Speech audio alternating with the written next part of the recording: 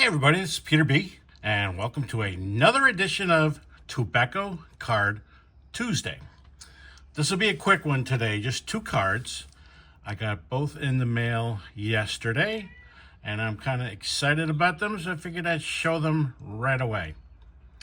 The first one, as you're seeing, is a 1909 S74 silk tobacco card. They were based on the same design as the T205s. They came out in 1909 and then in 1910.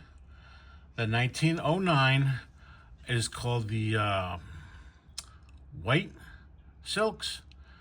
They're in this white color as you're seeing, and the player was all one color as all the S74 silks. This particular player is Hall of Famer Frank Chance, and you see he has like a blue tint to him.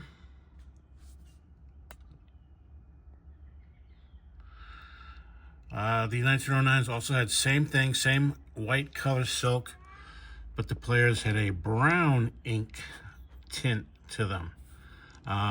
No price variance, they're the same, and I don't think any is more rare than the other. In 1910, they issued silks again, only this time they came in colors. Instead of being a white background silk, there was yellow. They were kind of pastel colors, yellow, blue, green, I think the red one, orange. But basically the same idea.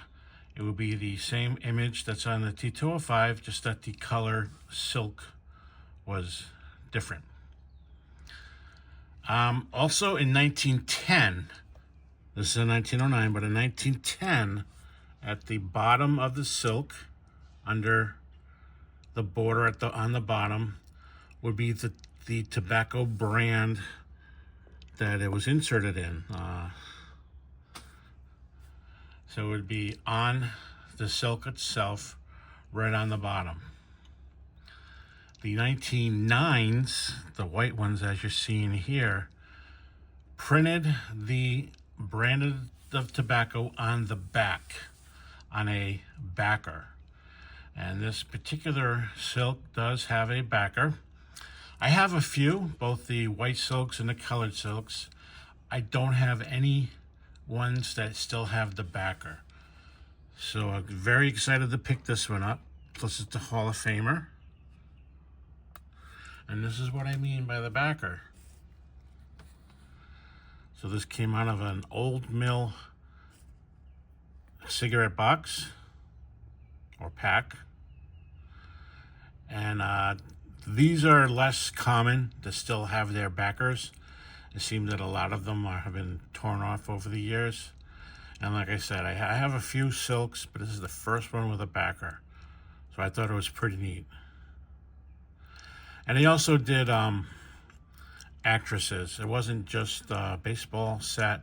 It was baseball players and actresses, as you see right there. So I was very excited to pick that up. Now I got one with a backer in my collection, and it's Frank Chance of Tinkers and Ever's a Chance. I thought that was pretty cool. Now my next card is not a tobacco card, but I was excited to get this one too yesterday, so I'm going to show it to you. This is a 1921 exhibit card. Now, I used to just ignore exhibit cards. I thought they're oversized, who wants to keep the big cards? But Scott from Stooks Baseball and Curiosities, who the YouTube community considered him the expert in exhibit cards. Watching his videos and his collection really turned me on to them. I now don't mind that they're oversized. I just store them in a bigger box. Now, Scott likes the vintage, like the 50s and 40s. I, of course, being a pre-war guy, I love the 1921 exhibits. And so that's one of the reasons why I picked up this one. I got sitting in front of an open slider. As you can see, the trees in the background reflecting off my card. Hey, everybody. But this is Bucky Harris. At the time, he was second baseman of the Washington Senators. Now, let me tell you a little bit about Bucky Harris. He played 12 years in the bigs. See if I can move it down just a bit. 12 years in the bigs. He played for the Senators from 1919 to 1928. So this is an early photo of him in the Senators. And then on the Detroit Tigers in 1929 and 1931. And like I said, he was a second baseman. Decent, regular second baseman. But at the age of 27, the Washington Senators asked him to become player manager. And he would lead the 1924 Senators to a World Series championship. He became the youngest manager to do so, as well as the first manager to win a championship in his rookie season. I believe 4 have done it since, and I believe he still is the youngest and the very first one in his rookie manager season to win a World Series. He went on to manage 29 seasons in the bigs, which is 4th most in Major League Baseball history. He won over 2,150 games, captured 3 league pennants, and he has 2 World Series championships. The 1924 Washington Senators and the 1947 New York Yankees. He was inducted as a manager into the Hall of Fame in 1975. So there he is. I can't find anywhere that his first name was actually Sam.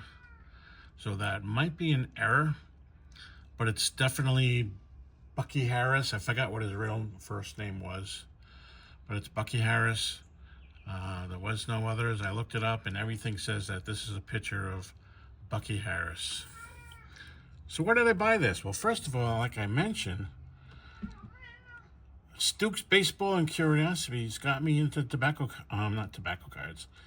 exhibit cards.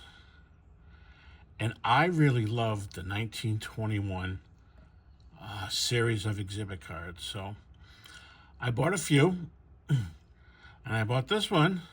I mean, he's a Hall of Famer. Manager Hall of Famer, but still, he's a Hall of Famer.